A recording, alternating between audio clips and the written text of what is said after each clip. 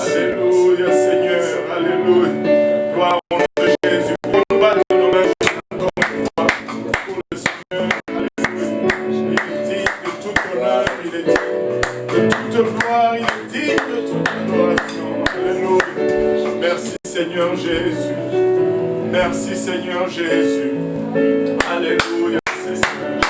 Alléluia. Béni soit le nom de Jésus. Alléluia. Encore une fois, bienvenue dans la maison du Seigneur. J'allais dire, en tout cas, merci de nous accueillir chez vous et nous souhaitons la bienvenue à tous. Et c'est la fête de Père aujourd'hui et nous sommes contents de voir tout le monde. Et alléluia. Nous sommes contents de voir tout le monde, contents de voir. Nous avons un visiteur qui est là pour la première fois, le frère Moria qui est dans le service aujourd'hui. Alléluia. Alléluia. Merci Seigneur. Alléluia. Le Seigneur est bon, n'est-ce pas? Amen. Alléluia. Vous pouvez vous asseoir pour un moment. Et nous savons qu'aujourd'hui c'est la fête de Père. Nous avons un tirage. Si vous ne vous êtes pas encore enregistré, je pense que je ne sais pas si c'est trop tard ou c'est pas trop tard, mais je sais que nous avons des papas qui se sont enregistrés et tout à l'heure nous avons 10 cadeaux qui vont être tirés, au fait 13 cadeaux parce que nous avons eu un surplus, c'est une offrande de quelqu'un anonyme qui nous a envoyé des enveloppes de 15 $, 20 $ et 10 $ qui font des cadeaux extra à tirer pour tous les papas.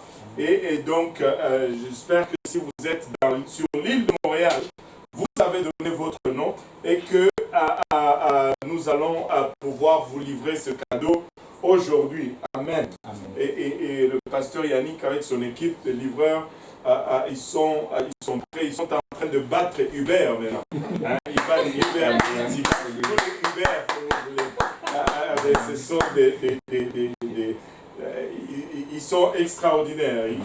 Ils s'ajustent à tout. Ils font Jeep et miel. Je vous dis, il n'y a pas une église comme celle-ci. Amen. Il n'y a pas un autre groupe comme celle-ci. Il n'y a pas deux.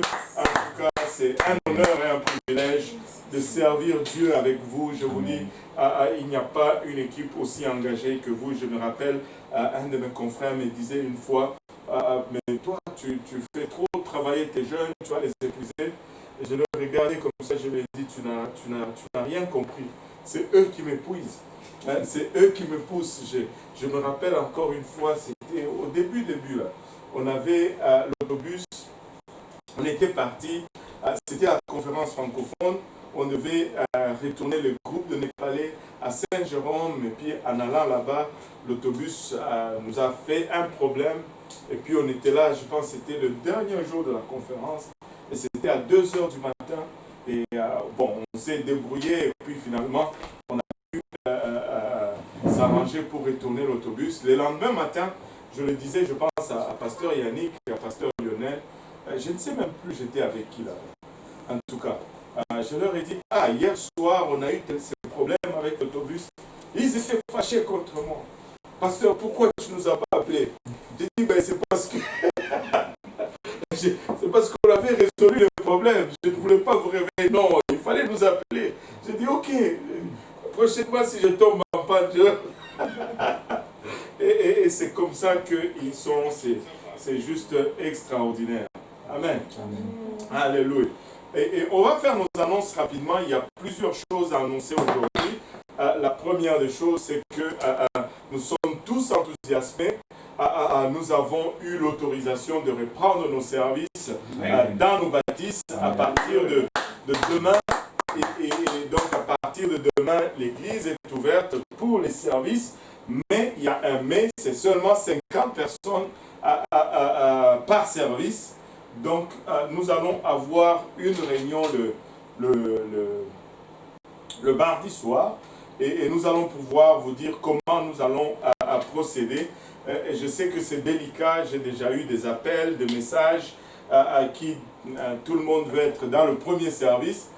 Bon, on va juste essayer de trouver une façon équitable pour tout le monde.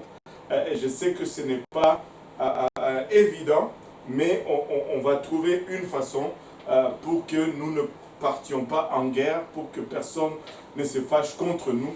Et honnêtement, nous allons juste essayer d'être le plus honnête et enfin le plus équitable pour tout le monde. Nous allons juste chercher la sagesse de Dieu pour trouver une façon de faire. Et si vous n'êtes pas dans le premier service, ne vous fâchez pas contre le pasteur, c'est qu'ils sont juste limités à 50 personnes. Hein, et on va trouver une façon de faire. Amen. Amen. Alléluia. Maintenant,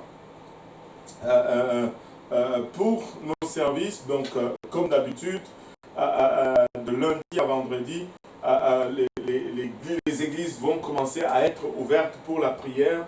On a toujours moins de 50 personnes le matin. Hein. Si vous voulez être à l'église en prière, il faut être là. Vous pouvez être là de 9h à 10h, je pense. On va répartir nos prières matinales. Et le lundi soir, études bibliques, explorons la parole de Dieu. Et on n'est pas encore sûr si on va le faire à l'église ou ici. Et on va trouver une solution. On va parler d'ici la fin de la journée avec Pasteur Yannick et il va pouvoir communiquer. Et si on le fait à l'église, on va dire aussi les modalités parce qu'il faut qu'on se prépare. On ne peut pas juste y aller et commencer à faire comme on les faisait avant. Il faut qu'on étudie les mesures d'hygiène à mettre en place, les distances, comment on va placer les chaises, les lavages de mains et toutes ces choses. Donc, on n'est pas sûr qu'on va être à l'église demain soir. Ça serait notre souhait. On travaille pour cela. Si on peut le faire, on va vous l'annoncer. Mais sinon, on va avoir notre étude biblique comme on l'a fait les dernières semaines. Et le mardi, Hochelaga sera en service dans leur lieu habituel. J'ai oublié de dire lundi aussi Pierrefonds à l'étude biblique de lundi, Saint-Michel également à l'église de l'Est et Montréal-Nord. Je pense que pour l'église de l'Est, il n'y a pas de problème parce que le groupe est déjà petit et chaque lundi pour l'étude biblique il y a une dizaine de personnes. Donc c'est plus facile à gérer et je pense qu'ils vont le faire à l'église de l'Est et tout leur équipement est en place. Et aussi un autre problème que nous avons à Saint-Laurent, c'est que certains des équipements ont été déplacés du lieu. C'est pourquoi nous ne pouvons pas juste, ce n'est pas juste une question de notre volonté, mais c'est une question aussi que tous les équipements soient remis en place. Je pense que l'Est va être plus facile et je pense que le lundi à l'église de l'Est, ils pourront facilement faire l'étude biblique à l'église sans problème. Et à confirmer avec Pasteur Abou tout à l'heure. Et voilà, donc en tout cas, moi si j'étais Pasteur Abou, je ferais mon étude à l'église, c'est sûr, c'est sûr. Et je pense qu'il va être aussi enthousiasmé à cette idée. Alléluia. Alléluia. Maintenant, pour le mardi, je disais au Hochelaga, le mercredi, à nos services, bien sûr, on va vous annoncer encore une fois si on va être à l'église ou pas. Et vous voyez, nous nous avons un problème. Le mercredi, nous avons l'habitude d'avoir un service à l'église. Quand nous avions les droits et que tout le monde pouvait venir, le mercredi, on avait très peu de personnes. Très peu de personnes. Et là, on va ouvrir mercredi. Et si on disait, bon, les réguliers de mercredi, d'abord, vous allez vous fâcher. Bon, on va trouver une solution. Le mercredi, on va vous confirmer si on va être à l'église ou pas. Et je pense que les probabilités sont élevées qu'on soit à l'église. Donc, le mercredi à l'Est, on aura un service à l'église de l'Est le mercredi. Ça, c'est déjà confirmé. À Saint-Jérôme, on aura service à Saint-Jérôme le mercredi.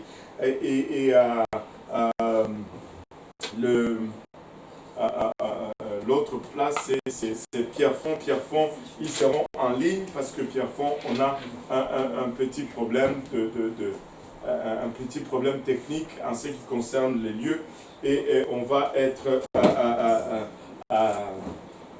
en ligne encore pour Pierrefonds pour un bout jusqu'à ce qu'on trouve une nouvelle place. Amen. Alléluia. Et le jeudi, l'église de Laval, le centre communautaire n'a pas encore ouvert. On ne sait pas s'ils vont ouvrir.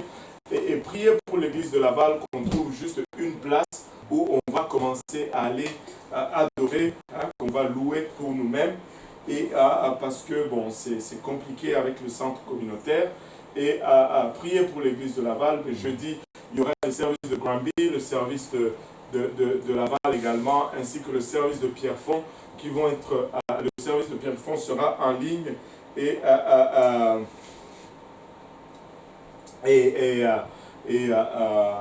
donc le service de Granby, je pense qu'ils seront en salle et je ne suis pas encore sûr à 100%, mais pour tous les services, même s'ils sont en salle, ils vont continuer j'espère, à diffuser en ligne et voilà, vraiment c'est ce qu'on espère faire. Pas pour les gens qui sont à Montréal, pour les gens qui sont à Montréal, on s'attend qu'ils vont retourner à l'église lorsque tout va être réouvert, mais c'est plus pour ceux qui sont au loin, ceux avec qui on a pu nouer contact à travers ces temps de diffusion. Voilà. Maintenant, le vendredi, je n'ai pas eu de nouvelles du vendredi passé, le M90, qui est sorti champion. C'est Pascal avec les élus de Dieu qui ont gagné. Mélouse, Jessica, Cameron donc c'est l'équipe de Mélouse, Jessica. Ok. Alléluia. Et c'est eux qui sont sortis en tête pour ce vendredi. Je pense que c'est une compétition qui est étalée sur... il y a la troisième partie. Ok, ça c'est la dernière partie. Après le confinement. Oh là là là là, ça va être chaud. Alléluia. Mais c'est bon que de voir tous ces jeunes qui sont plongés dans la mémorisation de la parole de Dieu. C'est tout simplement extraordinaire. Une petite anecdote. J'avais rencontré un frère